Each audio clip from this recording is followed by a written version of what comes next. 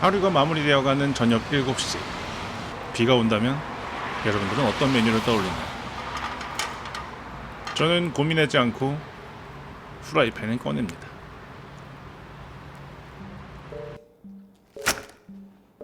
파전을 만들어 볼 건데요.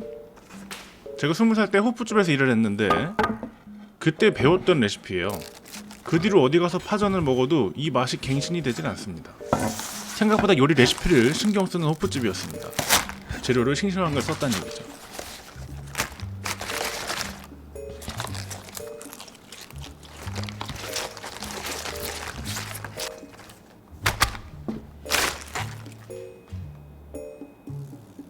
요런 간지러운 새우 안 넣고요.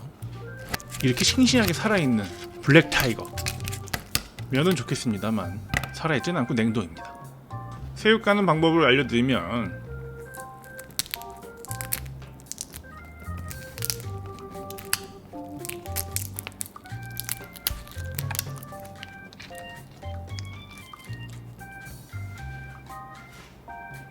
머리 쪽은 제거를 하고요. 위쪽 마디부터 완벽하게 제거하는 게 아닌 끊어주기만 하면서 아래쪽으로 내려가는 겁니다.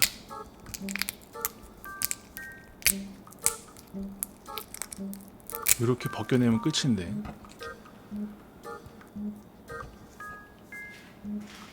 다시 한번 보여드리죠. 이렇게 배 쪽을 터트리면서 내려가고요. 맨 마지막에서 끌어올리면 됩니다. 참 쉽죠? 그리고 나서는 새우의 등 쪽을 갈라서 내장을 제거해줘야 됩니다. 내장이 깨끗한 친구도 있지만 깨끗하지 않은 친구들도 있거든요. 이 친구는 식탐이 많은 친구.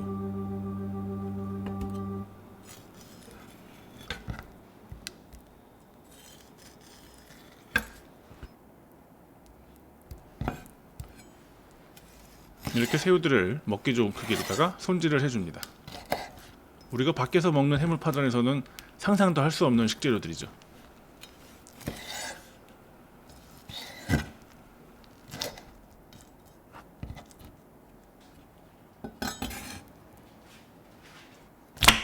동해에서 잡힌 국내산 생물 오징어를 준비했어요. 사실상 오징어만 싱싱하게 들어가면 다른 산물 안 넣어도 됩니다. 오징어도 손질을 해보죠. 배를 가르고 내장을 뜯어서 눈 위쪽 머리를 제거하고요.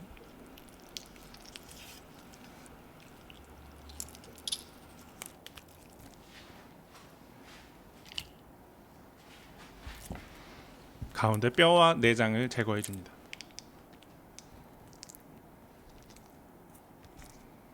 한번 씻어오고요. 주둥이를 뽑아내주면 손질은 끝입니다. 오징어도 먹기 좋은 크기로 썰어줍니다.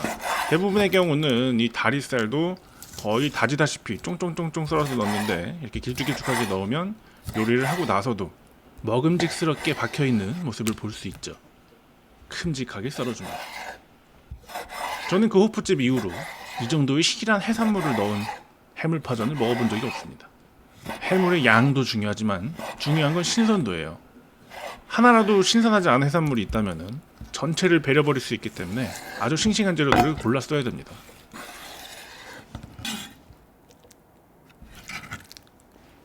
그 다음 중요한 게 반죽이죠. 이거 하면은 다 끝난 겁니다. 밀가루를 넣고 뭐 맛있는 걸 많이 넣을 수도 있죠. 뭐 양파가루를 넣기도 하고 마늘가루를 넣기도 합니다. 근데 부침가루가 요즘 너무 잘 나옵니다.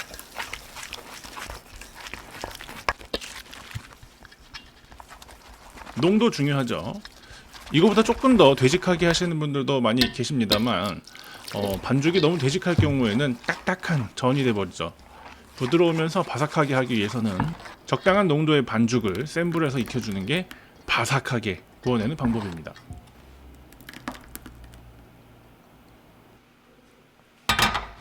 지금까지는 아주 기본적인 뻔한 얘기를 했다면 이제부터가 포인트인데, 이렇게 반죽을 떠서 바닥에 깔고 재료를 올리는 분들도 있더라고요.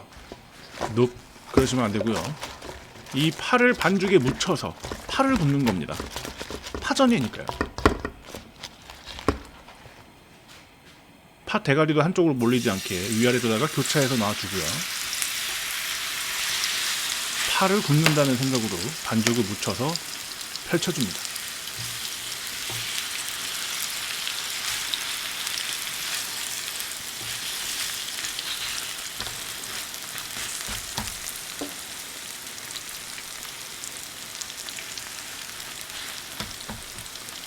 해산물도 생물로 그냥 넣어주죠. 보통의 경우는 이걸 데쳐서 반 정도 익힌 상태로다가 올리는 경우도 많은데, 이렇게 싱싱한 해물을 익히는 과정에서 그 맛있는 육즙을 뺏긴다는 건 저는 용납할 수 없습니다. 그 해물에서 나온 육즙이 반죽으로 싹 퍼지면서 파전의 파즙과 교류를 하면서 파전의 완성된 맛을 줄 거거든요. 이렇게 틈새에다가 해물을 뿌려주는 겁니다. 틈새에 넣어서 빠지지 않게. 그리고 빈틈으로 떨어질 것 같아 싶은 부위에 반죽을 몇 방울 떨어주는 걸로 끝이에요. 우리는 전을 먹는 거지만 밀가루를 먹는 게 아닙니다. 반죽은 재료들을 연결해줄 역할만 하는 거죠. 지금 가장 센 불로다가 굽고 있고요. 바닥 색깔이 적당하게 났어요. 뒤집어야 됩니다.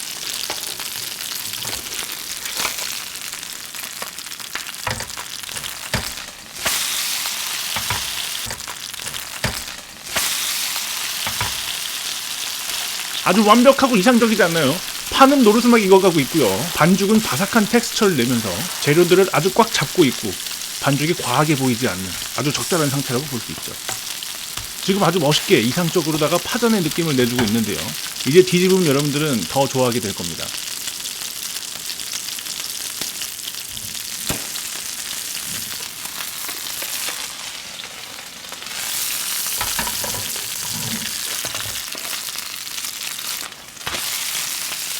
해산물에서 흘러나온 저 육즙들이 눌러붙은 골드 브라운.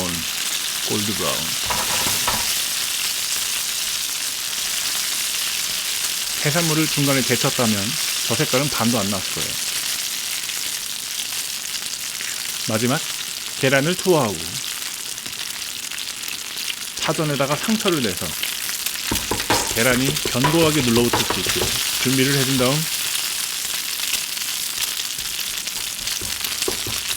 뒤집습니다.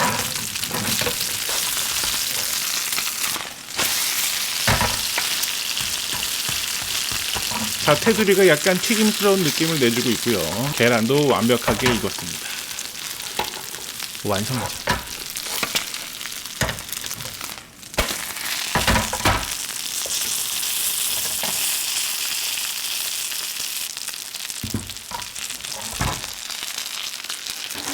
파는 익었기 때문에 저 결대로는 쉽게 잘라 먹을 수 없거든요. 3등분 섬유 조직만 끊어주고요.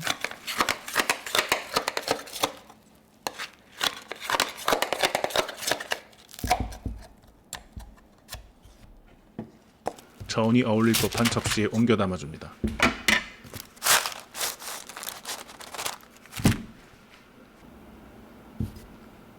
빠질 수 없죠.